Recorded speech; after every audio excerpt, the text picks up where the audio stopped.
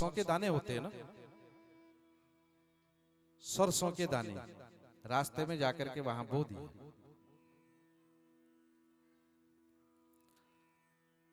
सरसों के दाने वहां बोए, वापस आए।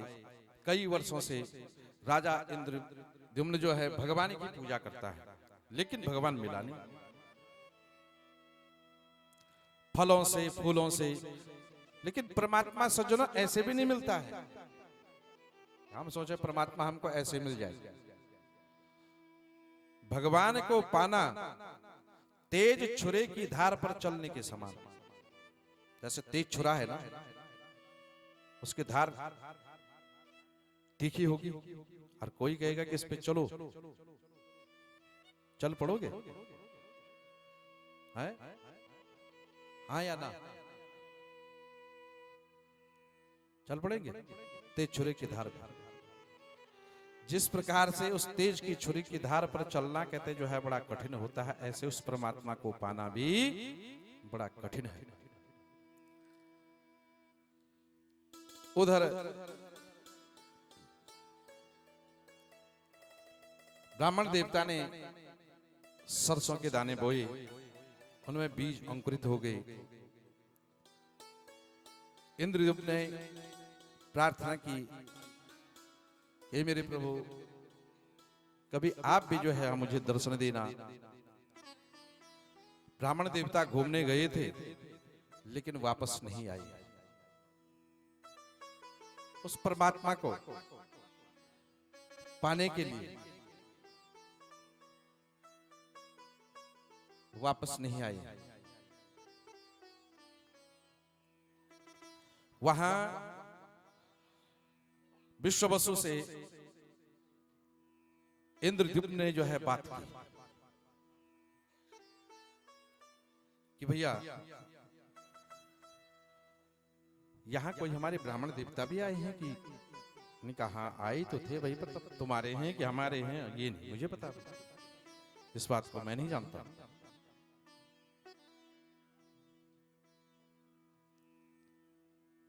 सज्जनों, वह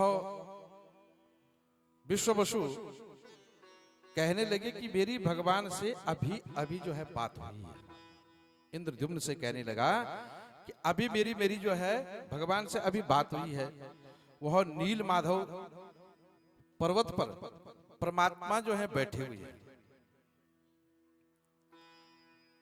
जैसे ही इंद्रद्युम्न ने ऐसा सुना तो सीधे उस नील पर्वत की ओर चले गए। वहां भगवान का आसन नहीं देखा, भगवान का आसन गायब। विश्ववसु पहुंचे हैं। विश्ववसु ने वहां समझ गया कि जो ये राजा है, ये राजा यहां पहुंचने वाला, यहां पहुंचने वाला तो नहीं था ये, लेकिन ये पहुंचाया किसने? इसको राह दिखाई किसने? ये जो ब्राह्मण देवता है, इसने जो फूल बोए ना, सरसों बोई, आइए सरसों से जो है बीज अंकुरित हो गए। इंद्रद्युम्न जो राजा है उस राह से ही निकला फिर सीधे, और ब्राह्मण के चरण पादुकाओं को देख देख करके यहां विश्ववसु ने ब्राह्मण को कहा कि ये बड़ा धोखेबाज है, इसने मुझे धोखा दिया है। मैंने तो कहा था कि आंखों पर जो है पट्टी बांधना, और इसने पट्टी नहीं बांधी। वहां होते करते नारद जी मिले हैं। नारद जी ने कहा कि एक दिन यहां भगवान एक लकड़ी के रूप में आएंगे। किस रूप में? और एक सागर है, नदी बह रही है, उसमें एक बहुत बड़ा वृक्ष आया है, पारिजातक वृक्ष। वो वृक्ष आया, उस वृक्ष को कोई भी जो है किनारे लगाने के लिए तैयार नहीं था। तैयार क्या कि कोई उसके पास जा ही नहीं सकता था। ब्रह्मा जी की कृपा से वहां साक्षात ब्राह्मण के रूप में भगवान ही प्रकट हो गए। एक ब्राह्मण देवता प्रकट हुए हैं साक्षात नारायण के रूप में ही, और उस ब्राह्मण देवता ने उसको जो है क्या किया, उस पेड़ को जो है अलग कर दिया। कोई उठा नहीं पा रहा था, ब्राह्मण देवता ने उसको जो है अलग किया है, और एक शर्त रखी कि भाई इसको जो है कमरे में बंद करना है, कोई उस कमरे के अंदर नहीं आएगा। वहां के नगरवासियों ने कहा कि भैया इतना बड़ा पेड़, इसको कमरे में कैसे बंद करें?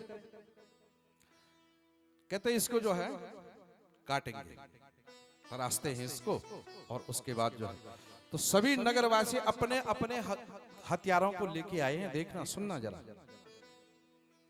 लेकिन जैसे जैसे उसको काटने लगे उनके हथियार भी वैसे वैसे टूटने लगे, क्यों? साक्षात है। और ब्राह्मण देवता ने वो शर्त पहले रख दी थी कि इनको कमरे में, और कमरे में जो है वो कमरा बंद किया गया। भगवान उस ब्राह्मण देवता जो आए थे उन्होंने उनको जो है तराशना शुरू किया, धीरे धीरे धीरे के तराशा उनको, और उस लकड़ी के भगवान बना दिया। 3-4 दिन के बाद दरवाजा खोला गया, तो दरवाजा खुला तो जो ब्राह्मण देवता तराश रहे थे उस घर के अंदर इंद्रद्युम्न ने देखा, राजा ने, वो ब्राह्मण देवता वहां तो थे ही नहीं, वो गायब। बाहर से तो जो है ताला लगा हुआ था और वो गायब हो गया। मूर्ति बनाने वाला मूर्तिकार जो है गायब हो गया। जो राजा है वो अपनी मूर्खता को कह रहा कि मैं कितना बड़ा मूर्ख था, यहीं रहता, उनकी सेवा करता। सबको पूछा भाई तुमने देखा? सबने कहा कि हमने तो वही, न तो किसी ने कहा कि हमने जाते हुए देखा अंदर, और न किसी ने ये कहा कि हमने उसको बाहर आते हुए देखा है। भगवान उस पारिजातक वृक्ष कमरे में जो है प्रकट हो गए। यहां नारद जी ने कहा कि ऐसा भाई अब तो मंदिर बनना चाहिए, तो ब्रह्मा जी ने सुंदर सा मंदिर बनाया। नारद जी ने कहा कि इस मंदिर के अंदर भगवान की जो मूर्ति है, इस जगन्नाथ की जो मूर्ति बनाई गई है, इसकी स्थापना कौन करेगा? तो नारद जी सबसे पूछ रहे हैं, किसी ने कोई हामी नहीं भरी है कि मैं करूंगा, वो करेगा, वो फलाने पंडित जी आएंगे, फलाने पंडित जी आएंगे। नारद जी ने कहा कि कोई नहीं आएगा, ब्रह्मा जी आएंगे। और ब्रह्मा जी ने वहां पर आकर की और उस मूर्ति की प्रतिष्ठा की। जगन्नाथ के जो पुजारी थे वहां अंदर कोई पूजा करने वाला, जो मुख्य पुजारी आज भी कहते हैं, जो मुख्य पुजारी होते हैं, उन्होंने कहा कि बलदेव और सुभद्रा, उनसे कहते कभी जो है भाई बहन, उनसे कभी अलग नहीं होते हैं।